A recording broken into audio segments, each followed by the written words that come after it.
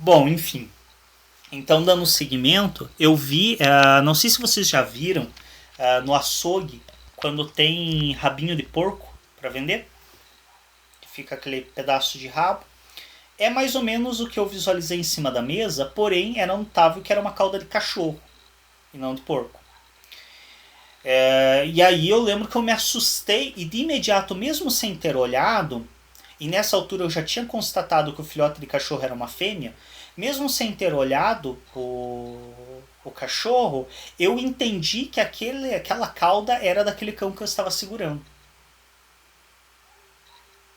E aí quando eu olho novamente, não é mais uma cauda, mas sim em dois pedaços, uma cauda em dois pedaços cortado. E eu lembro que isso me horrorizou muito no sonho. E eu ainda peguei essa cauda na mão e pensei, eu vou levar para a veterinária para ver se ela consegue colocar de volta. E eu tive um surto de raiva muito grande e xinguei muito esses motoqueiros, ameacei eles a ponto deles fugirem. Deles montarem nas motos e fugirem daquela festa.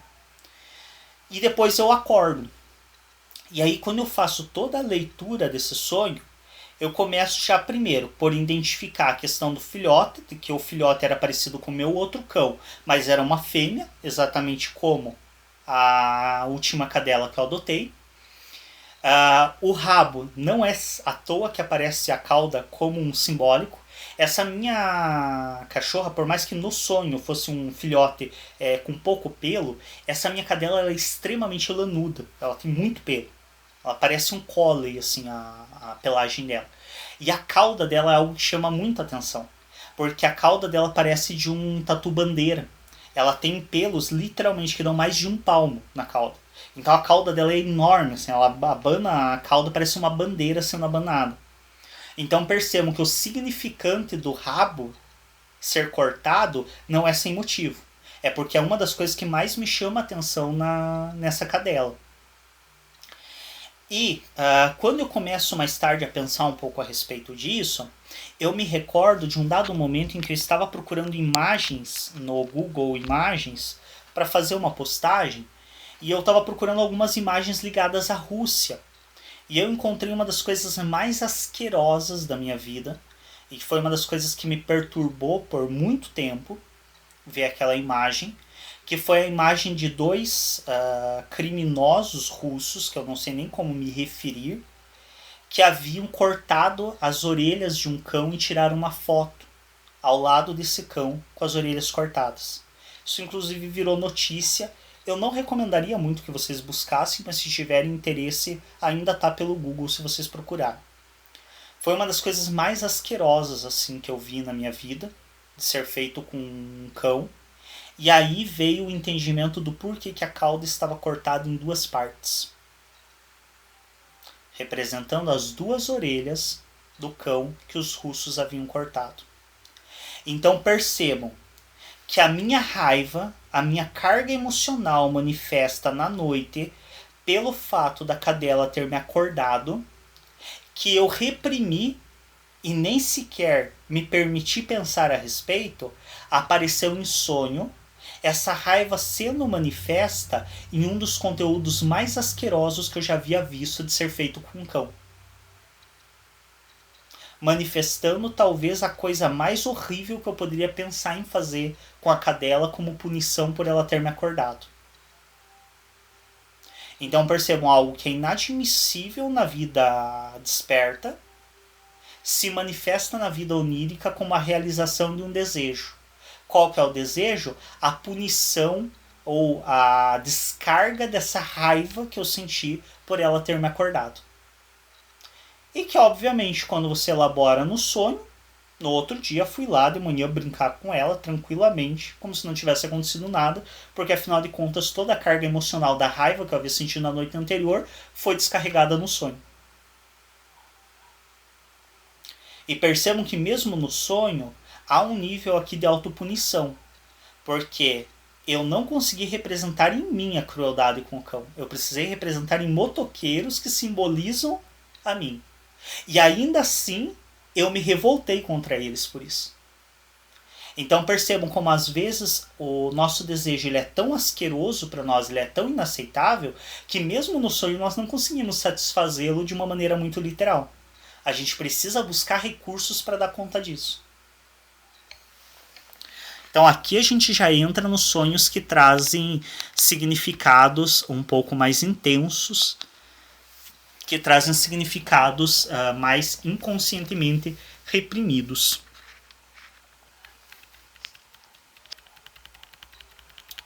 Vamos lá, vamos um pouco adiante. Deixa eu ver se tem mais. Ah, tá. Alguns dos desejos, aqui eu vou falar sobre alguns desejos infantis. Alguns desejos nossos são muito mais literais. E aí a gente entra muito na questão dos sonhos infantis.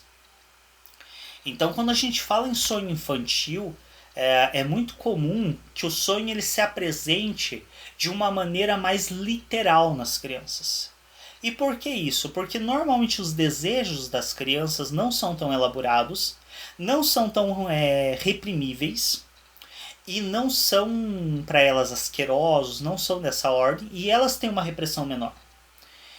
Então, uma criança ela deseja coisas muito mais simples do que um adulto. Se vocês perguntarem para uma criança, ou às vezes não, né? Às vezes a criança deseja a paz mundial. Mas os desejos mais egóicos, aqueles desejos que dizem respeito a ela mesmo, e não o que ela é socialmente ensinada, se vocês forem reparar, normalmente tem desejo de brinquedos, comida, são desejos muito mais simplórios. Não são desejos como dos adultos, de transar com uma pessoa casada, de roubar o emprego de um outro, de matar alguém, que são desejos que são muito mais reprimíveis, muito mais difíceis de se lidar. Então é muito comum que o desejo infantil ele se apresente na literalidade. Por exemplo, um sonho meu que eu me recordo de quando eu tinha por volta de uns 6 anos de idade, talvez 6, 7 anos. Eu costumava... eu sempre pratiquei muito ciclismo, atualmente eu estou mais monótono, mas eu sempre pratiquei muito ciclismo. E desde a infância eu andava de bicicleta, eu andava pelas ruas próximas da minha casa, dentro do meu bairro. É um bairro de pouco movimento na época, então sempre foi muito tranquilo andar de bicicleta por aqui. E eu me recordo que em dado momento eu estava andando a tarde toda de bicicleta e uma vizinha acabou brincando quando eu parei para conversar com ela, falou de uma maneira satírica que eu estava pedalando tanto que eu ia acabar sonhando que estava andando de bicicleta. E de fato, naquela noite eu sonhei que estava andando de bicicleta. E aí o que a gente entende disso? Bom, existe uma grande complexidade de conteúdos aqui? Não. É uma criança que tem um prazer numa ação de andar de bicicleta e queria prolongar esse prazer, para além do que foi possível. Porque eu passei a tarde toda andando de bicicleta, mas eu ainda queria continuar andando de bicicleta à noite, só que já não era mais possível. Dadas as regras da casa, eu tinha que entrar para dentro de casa à noite. Então é apenas um sonho mais literal. O prolongamento do prazer de andar de bicicleta, realizado a partir do sonho, sem uma grande complexidade. O Freud traz um exemplo disso na interpretação dos sonhos, quando ele fala da Ana Freud, a sua filha. Então ele comenta sobre um sonho que a Ana Freud tem quando ela tinha por volta de 3, 4 anos, onde ela passou o dia todo sem comer, porque ela tinha passado mal, e aí o pai, como médico, indicou que não dessem mais comida para ela ao longo do dia, para evitar que ela ficasse vomitando, porque ela havia vomitado.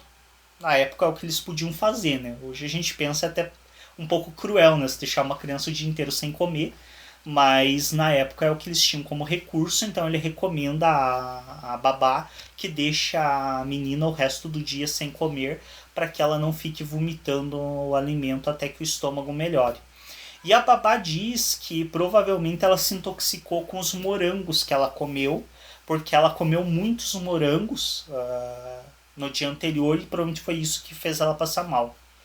E aí o que acontece? Quando a Ana associa essa questão dos morangos terem feito ela passar mal e dela ter ficado sem comer o dia todo com relação aos morangos, durante a noite o Freud ouve ela, e por isso ele sabe que ela sonhou, porque ele ouve ela falando: E eu acho muito engraçado quando ele relata isso, se de fato ela falou desse modo, porque ela fala pelo nome completo, que eu achei um pouco estranho para uma criança de 3 anos pronunciar o nome dela completo. Mas ela fala Ana Freud quer morangos e Ana Freud quer, e fala o nome de um doce característico deles, da Áustria, que era feito à base de morangos. E aí o Freud fala sobre esse sonho dela, dizendo que também é um sonho, percebam, que é um sonho mais literal. Ela passou o dia inteiro com fome, durante a noite ela sonhou com a comida que lhe era provavelmente de maior apreço, já que ela não tinha comido o morango até passar mal por não gostar. Né? Ela só comeu até passar mal porque gosta de morango. Então ela sonha que está comendo morangos. Tem inclusive nesse momento uma passagem que o Freud fala sonhando com o que sonham os gansos. Parece-me que é algo disso. Que ele diz, afinal de contas, com o que sonham os gansos. Provavelmente com milho. Porque considerando que não é uma sociedade que tem uma organização muito complexa, eles sonham com o que eles é de maior necessidade e maior desejo, né? Que é a comida. Então a criança, ela muitas vezes também, ela está nessa ordem de uma coisa muito mais literal, dada a sua pouca repressão. Então ela acaba sonhando com comidas, com brinquedos, com coisas muito mais literais, sem grande complexidade. A complexidade ela vai se dando ao decorrer do desenvolvimento psíquico do sujeito. Eu vou agora dar mais uma pausa